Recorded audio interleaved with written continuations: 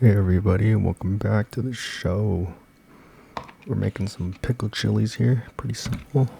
Got some vinegar, got some chilies, got some old vinegar and an onion. Got some Medea onions here.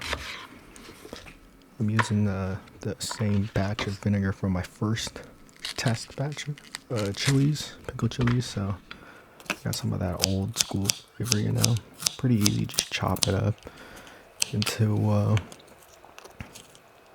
what is this called? That technique, what is that called? Julienne, right? Just cut them up to whatever shape you want. It doesn't really matter. You're gonna get pickled. They're all gonna taste the same. So yeah, it doesn't really matter.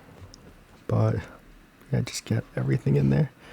Got chilies. Still don't really know what type of chilies these are. So if anybody knows, just tell me. And yeah, just pour some vinegar on there. You can put peppercorn if you want, but I just wanted onions and chilies with vinegar.